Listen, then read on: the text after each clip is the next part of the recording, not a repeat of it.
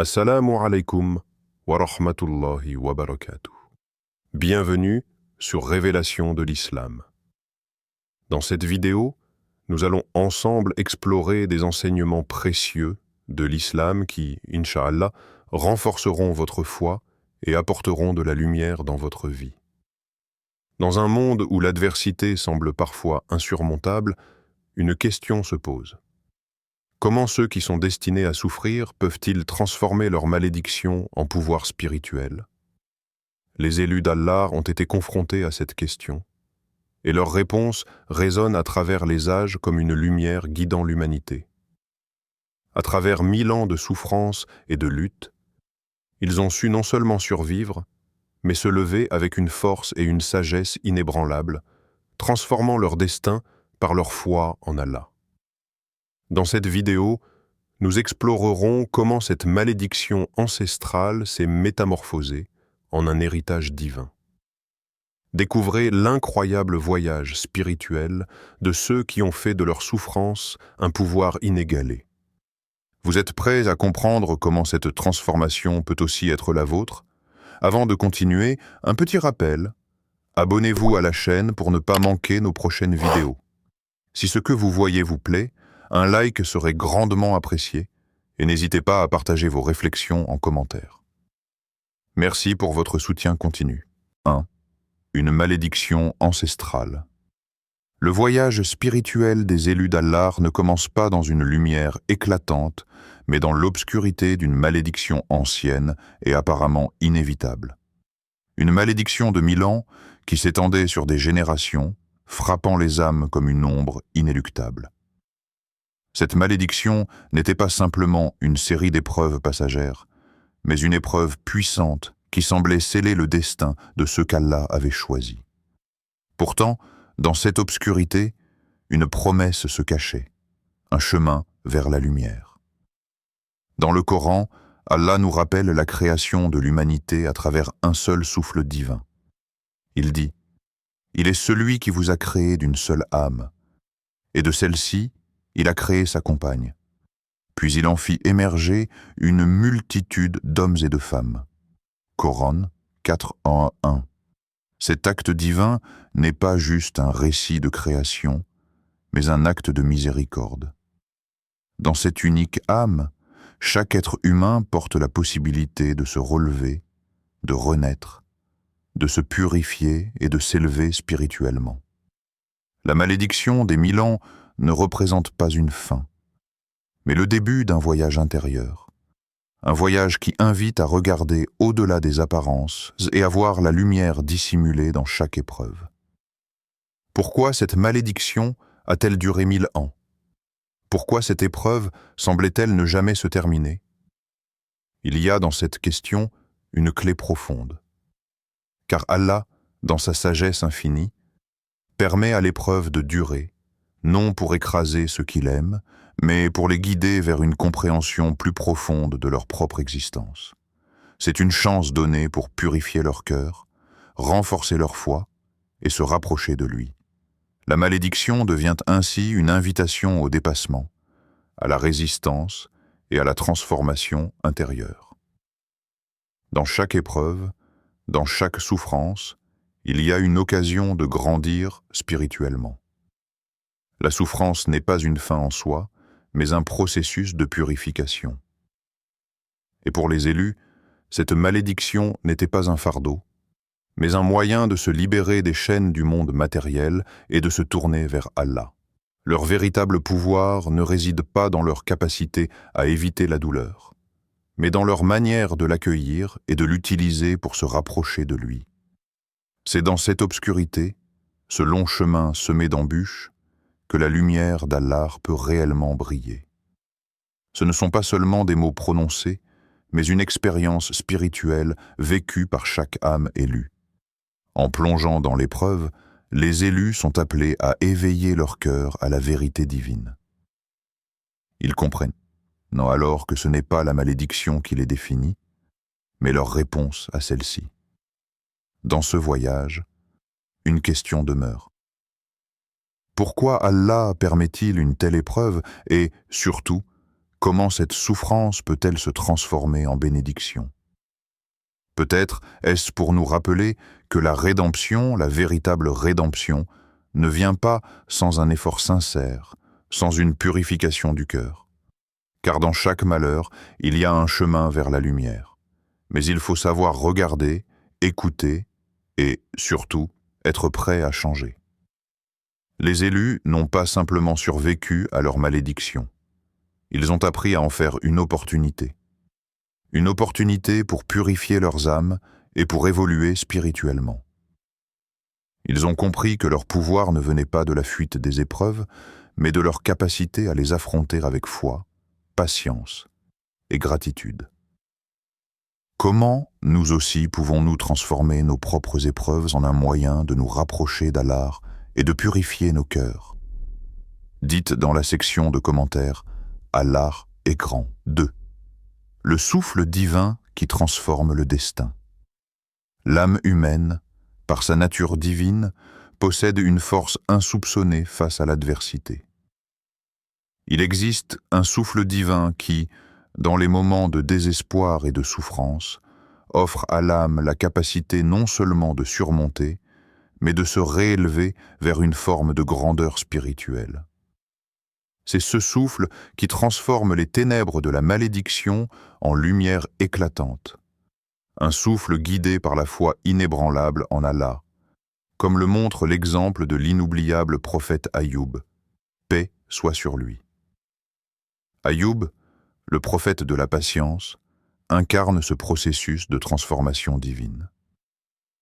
Endurant des souffrances indescriptibles, de la perte de sa famille à la dégradation de sa santé, Ayoub fut confronté à des épreuves qui auraient détruit l'âme de quiconque.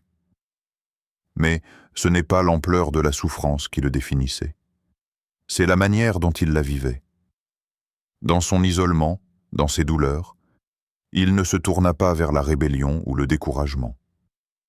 Au contraire, sa foi en Allah resta inébranlable.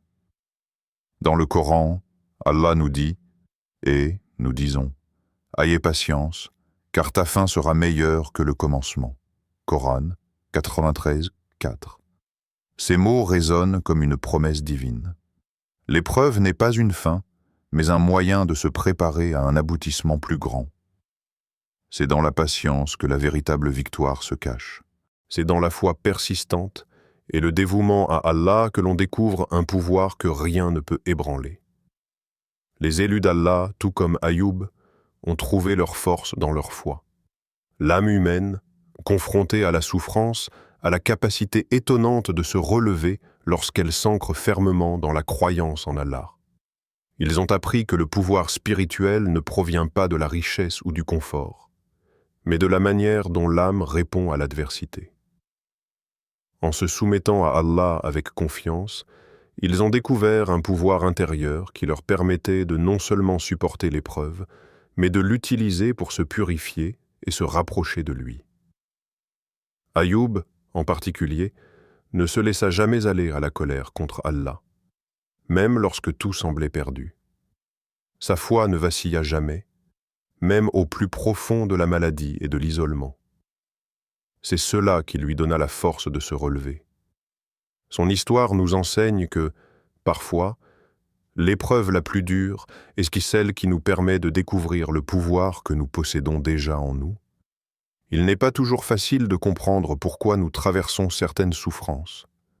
Mais comme Ayoub, nous devons avoir la patience de voir au-delà de l'instant présent. Que devons-nous apprendre de l'histoire d'Ayoub? Peut-être est-ce que la véritable force ne réside pas dans l'évasion des épreuves, mais dans l'acceptation de celles-ci comme un moyen de purification. La souffrance, bien que douloureuse, devient un catalyseur pour l'élévation spirituelle. Dans cette épreuve, il y a un souffle divin qui guide l'âme vers la sagesse et la paix intérieure. Cela soulève une question profonde. Est-ce que notre propre foi peut réellement nous rendre plus forts face à nos épreuves? Peut-être que la réponse réside dans notre capacité à voir la souffrance non pas comme un obstacle, mais comme un chemin vers la proximité d'Allah. Dans chaque épreuve, il y a une invitation à se rapprocher de lui, à purifier nos cœurs et à renforcer notre foi. Le véritable pouvoir, le pouvoir qui transforme le destin, réside dans cette capacité à garder la foi et à rester patient face à l'adversité. 3. La résilience face à l'oppression. Les élus d'Allah, ces âmes choisies, n'étaient pas seulement confrontés aux épreuves internes de la foi, mais aussi à l'oppression, à l'injustice et à la tyrannie extérieure. Mais ce que leurs oppresseurs ne comprenaient pas, c'était que l'oppression elle-même portait en elle la semence de leur victoire future.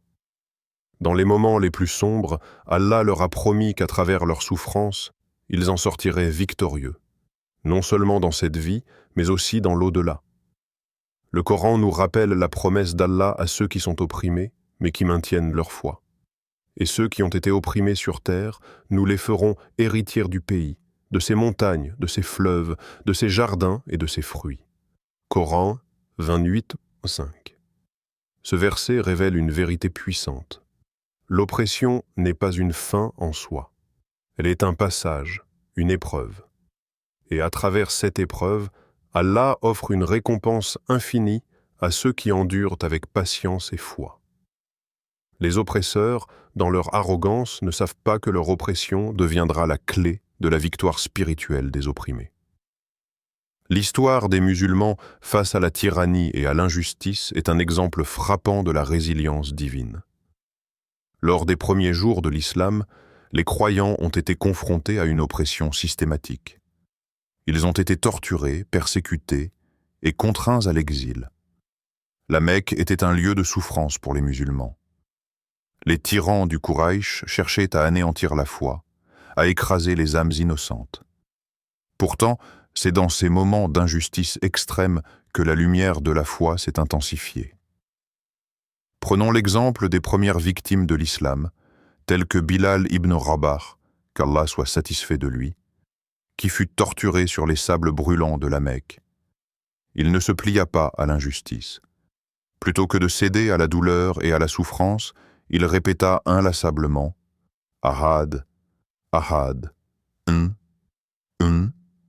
Allah ».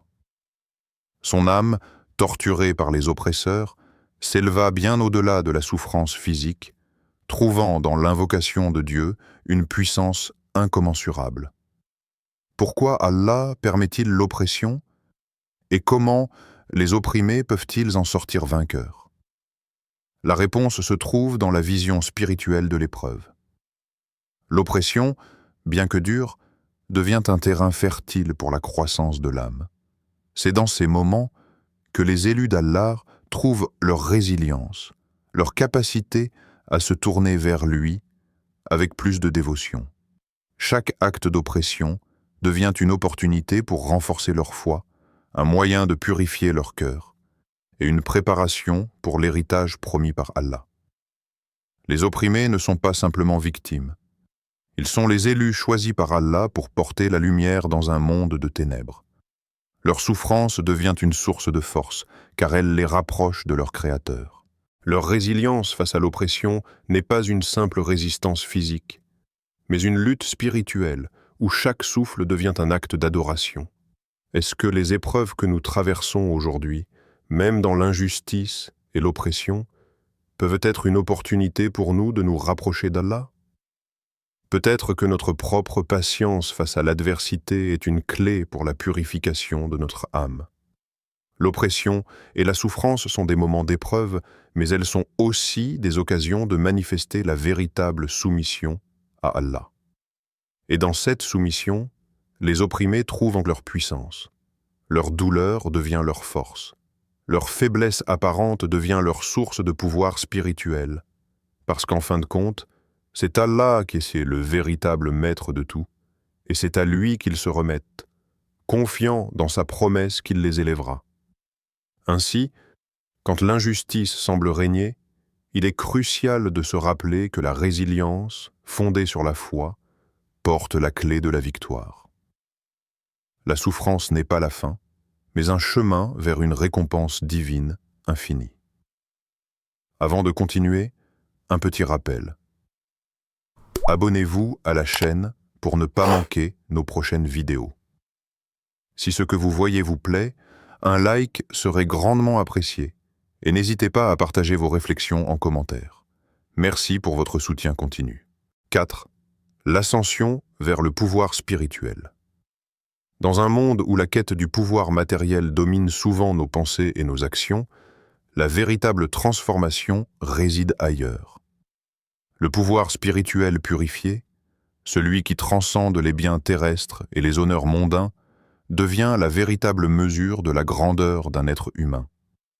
Ce pouvoir ne réside pas dans la domination sur les autres, mais dans la capacité à dominer son âme, à la purifier et à se rapprocher d'Allah. Les élus d'Allah, après avoir traversé des épreuves inimaginables, ont atteint un sommet spirituel inégalé. Leur pouvoir n'était pas constitué de richesses ni de terre, mais d'une sagesse profonde, d'une bonté qui irradiait autour d'eux et d'une connexion intime avec leur Créateur. Chaque souffrance qu'ils ont endurée les a amenés plus près d'Allah. Et chaque épreuve leur a permis de purifier leur cœur, les rapprochant ainsi de la véritable essence du pouvoir. Le prophète Mohammed, paix et salut sur lui, nous a laissé une parole pleine de sagesse qui incarne ce chemin vers le pouvoir spirituel. L'homme le plus puissant parmi vous est celui qui contrôle son âme dans la colère. Sahih al-Bukhari. Cela nous invite à réfléchir. Ce contrôle sur l'âme, en particulier face à la colère, est-il une forme de pouvoir véritable? La colère, ce sentiment humain universel, représente un test majeur de notre foi et de notre maîtrise de soi. Ce n'est pas l'homme qui agit avec force physique ou autorité qui est considéré comme le plus puissant, mais celui qui, dans ces moments de colère, choisit la patience, la maîtrise et la sagesse. Cette maîtrise intérieure devient la clé de l'ascension spirituelle. Mais pour parvenir à cela, quels sacrifices devons-nous faire? La route vers ce pouvoir spirituel purifié est semée d'embûches, car elle nécessite une purification continue de l'âme. Cela demande des sacrifices, des renoncements aux désirs égoïstes et aux plaisirs éphémères de ce monde. Dans le Coran, Allah nous rappelle: « Et ceux qui, lorsqu'ils commettent une immoralité ou se font du tort à eux-mêmes, se rappellent d'Allah et demandent pardon pour leurs péchés. Et qui pardonne les péchés sinon Allah ?» Coran 3:35. Ces paroles nous montrent que l'ascension spirituelle implique également de reconnaître nos erreurs, de nous repentir sincèrement et de chercher la miséricorde d'Allah. C'est un chemin qui n'est pas sans souffrance, car chaque étape vers la purification de l'âme demande un effort constant de réconciliation avec soi-même et avec Allah. Cependant, à travers ces sacrifices, l'âme devient plus forte, plus pure et plus proche de son Créateur. Les élus d'Allah ont compris que ce pouvoir spirituel, pur et sacré, est la récompense ultime.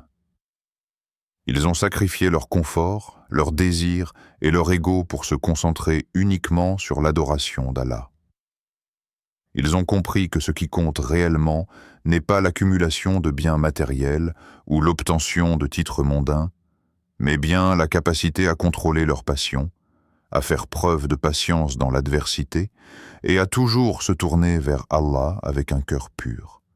Quel sacrifice êtes-vous prêt à faire pour atteindre cette paix intérieure, ce pouvoir spirituel? Peut-être est-ce la capacité à pardonner, à contrôler la colère, à dépasser les désirs matériels ou à surmonter les épreuves de la vie avec foi et résilience. Mais ce pouvoir n'est pas donné du jour au lendemain. C'est un processus constant de purification, un chemin d'humilité et de dévouement envers Allah. Ainsi, l'ascension vers le pouvoir spirituel est un voyage qui commence par l'humilité, la repentance et un désir sincère de s'élever vers Allah. Ce pouvoir, qui semble intangible aux yeux du monde, devient la plus grande force que l'on puisse posséder, une force intérieure qui réside dans la foi, la sagesse, la maîtrise de soi et, surtout, l'amour d'Allah. 5. Le retour à la lumière, un héritage divin, le voyage des élus d'Allah. De la malédiction à la lumière représente un chemin de transformation spirituelle inouïe. Après avoir enduré 1000 années d'épreuves et de souffrances, ces âmes bénies ont émergé de l'obscurité, avec une lumière divine éclatante qui ne se limite pas à leur propre chemin. Cette lumière s'étend, rayonnant et illuminant ceux qui les entourent, et devient un héritage pour les générations futures. Dans le Coran, Allah nous dit « Et ainsi nous avons fait de vous une communauté juste, afin que vous soyez témoins pour les autres peuples, et que le prophète Muhammad, paix et salut sur lui, soit témoin pour vous. » Coran 2, 143. Cette communauté juste, faite de ceux qui ont traversé l'adversité et transformé leur malédiction en lumière, est un modèle pour les autres peuples. Leur héritage ne réside pas uniquement dans leurs actes, mais dans la sagesse divine qu'ils ont su transmettre. La lumière qu'ils ont acquise à travers leurs épreuves devient un phare pour l'humanité tout entière, un guide pour ceux qui cherchent à comprendre le sens profond de la vie et de la souffrance. L'héritage de ces élus est un héritage divin, un trésor inestimable offert par Allah à ceux qui, par leur foi, ont su traverser les ténèbres. Cette lumière, transmise de génération en génération, est un rappel que chaque souffrance porte en elle un potentiel de transformation. Ce qui semblait être une malédiction devient une bénédiction, un chemin vers la purification et l'élévation spirituelle. Mais comment pouvons-nous, à notre tour, devenir des témoins vivants de la sagesse divine dans notre vie quotidienne? C'est une question qui résonne profondément dans nos cœurs. Car tout comme les élus d'Allah, nous aussi avons la capacité de transformer nos épreuves en opportunités spirituelles, de faire face à la souffrance avec foi et patience, et de laisser notre lumière intérieure éclairer le monde qui nous entoure. La première étape de ce voyage est de reconnaître que chaque difficulté, chaque souffrance peut être une occasion de se rapprocher d'Allah. Dans les moments d'obscurité, il est essentiel de se rappeler que la lumière divine est toujours présente, prête à illuminer notre cœur et à nous guider. Allah nous enseigne que, même dans les épreuves les plus grandes, il est toujours là, prêt à offrir sa miséricorde et sa guidance. Certes, après la difficulté vient la facilité. Coran 84, Coran 6. Cette promesse divine est un phare d'espoir, une lumière dans les ténèbres. Lorsque nous affrontons les défis de la vie avec patience, foi et résilience, nous cultivons cette lumière divine en nous. Notre mission, à nous aussi, est de devenir des témoins vivants de cette sagesse divine, en agissant selon les principes d'Allah, en répandant la bienveillance, en pratiquant la justice et en servant les autres avec humilité. Les élus d'Allah, après avoir vécu leurs épreuves, ont compris que la véritable lumière ne réside pas dans les plaisirs mondains, ni dans la gloire terrestre, mais dans l'amour d'Allah et la recherche de sa proximité. Ils ont compris que leur héritage, leur lumière, n'était pas un simple don, mais une responsabilité envers l'humanité. Ainsi, ils ont éclairé le monde par leurs actions et leurs paroles, devenant des exemples vivants de ce que cela signifie être une véritable lumière pour les autres. Cette lumière n'est pas un héritage exclusif, réservé à quelques élus, mais une lumière que chacun d'entre nous peut nourrir et partager. Comment? En cultivant la foi dans les moments difficiles, en pratiquant la patience et la gratitude, en agissant selon la vérité divine et en transmettant la sagesse d'Allah par nos actions. L'héritage de la lumière divine n'est pas celui d'une gloire éphémère, mais celui d'un impact durable sur ceux qui nous entourent, un impact qui se perpétue à travers les générations. Nous avons tous un rôle à jouer dans l'héritage divin de lumière. Comment pouvons-nous éclairer le chemin des autres? Sommes-nous prêts à devenir, à notre tour, des témoins vivants de la sagesse d'Allah? En nous rappelant de cette promesse divine, en vivant selon ses principes, nous pouvons, chaque jour, devenir des porteurs de lumière dans un monde qui en a tant besoin. Ainsi, le voyage des élus d'Allah nous enseigne que, même dans les ténèbres les plus profondes, la lumière divine peut émerger, transformant chaque malédiction en bénédiction, chaque épreuve en source de pouvoir spirituel. Nous avons vu comment la souffrance, loin d'être un fardeau, peut être un chemin vers la rédemption, une ascension vers un pouvoir intérieur purifié. Et vous, êtes-vous prêt à transformer vos propres défis en opportunités spirituelles? À devenir, à votre tour, des témoins vivants de la sagesse d'Allah et à éclairer le chemin des autres? La lumière est à portée de main. Il suffit de la nourrir avec la foi, la patience et l'amour d'Allah. Que cette vidéo vous inspire à embrasser vos épreuves et à vous élever spirituellement, pour laisser un héritage de lumière derrière vous. Avant de terminer, si cette vidéo vous a été utile et que vous souhaitez continuer à apprendre et grandir dans la foi, n'oubliez pas de vous abonner à Révélation de l'Islam et d'activer la cloche pour recevoir toutes nos nouvelles vidéos.